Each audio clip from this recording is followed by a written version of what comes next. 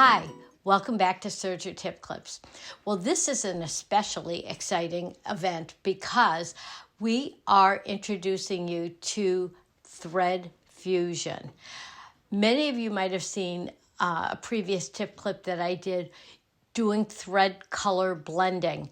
And it's a beautiful, beautiful technique, but having the right device for it to keep all of your tensions nice and even is so important. So let's take a closer look at it and see what we're looking at and how we can use it. And the good news is this was designed not only to use on your sergers, but also you can use it for machine embroidery as well as quilting. So let's get going and take a look at it. Let's take a close-up look at some of the amazing updated design features on the thread fusion stand. First of all, it has a solid base. The center hole goes over the designated spool pin for the stitch that you've selected.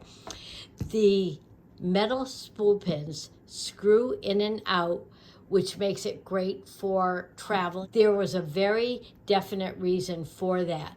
We designed this so that it will fit over any spool pin on your thread stand with your serger easily. These concave curves will allow it to nest in between the various spool pins on any machine. Also, I want to just flip it over and show you the bottom. You can see it in profile right here. There are 4 rubber feet on this, and this is the non-slip rubber. I have this on a bare table to show you this, that I can push against this and it won't budge, which will keep it securely on the thread stand for you and it won't slide around.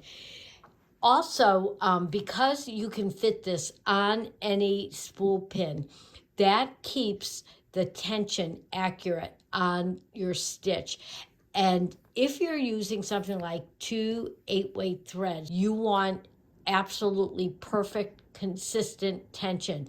And so this will feed directly under your telescoping arm and the thread guide that you're putting it through for that stitch. Also, it's slightly larger than the old one. And why was that important when we were designing it? You can see we can get 4 Mini King spools on this easily. They don't bump into each other.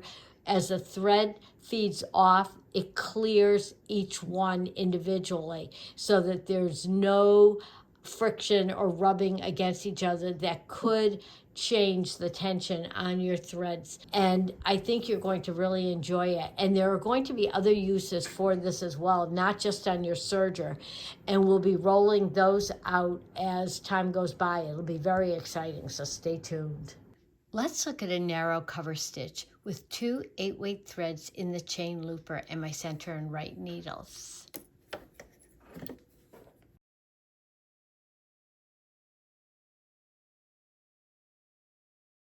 Both of the 8-weight threads are variegated, and you can see how they blend into each other without getting that blockiness of just a single variegated thread. So pretty and beautiful. Next, let's look at a narrow cover stitch with 2 12-weight threads and 2 machine embroidery weight threads in the chain looper.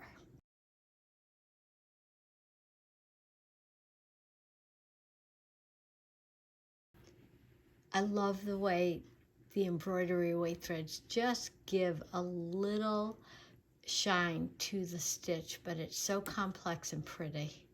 The last stitch I'll show you in cover chain stitch mode is what I like to call a chunky chain stitch with 2 8-weight threads in the chain looper and a single needle.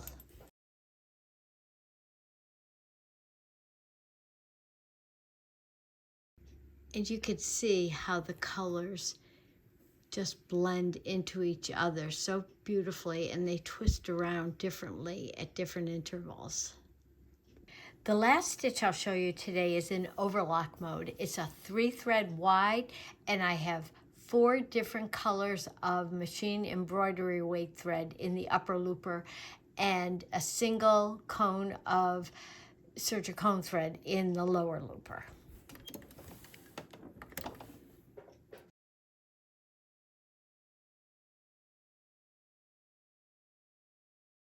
This is a great way to combine colors if you can't decide which colors you want to highlight from a fabric that you're using that might have multiple colors in a print.